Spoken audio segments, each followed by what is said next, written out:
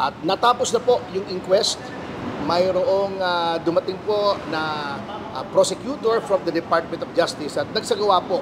At doon po, bagamat kailangan nating igalang yung proseso ng ating batas, ay niregister po namin ang aming pagtutol para sa amin ay illegal arrest para sa aking kliyente na si Miss Cassandra Leong.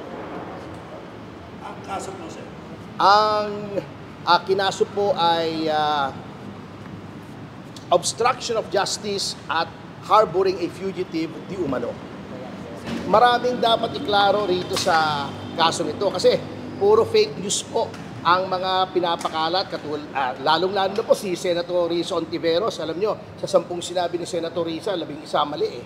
Unang-una sinasabi nila, pumuslit at illegal daw na umalis sa bansa si Miss Cassandra Leong. Hindi po totoo yun.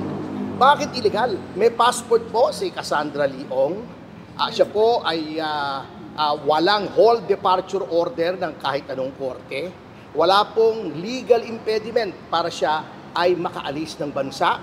The right to travel is a constitutionally protected right. Yung inquest, pag-amin na po yun ng DOJ na walang kaso. Kasi pag ini-inquest ka, inuumpisahan pa lang magsampa ng kaso laban sa iyo. Ibig sabihin, walang kaso, walang warrant. Therefore, walang warrant, di ba? The inquest is finished. After it is resolved and probable cause is found, saka lang po magkakaroon ng kaso, dapat doon lang po magkaroon ng warrant.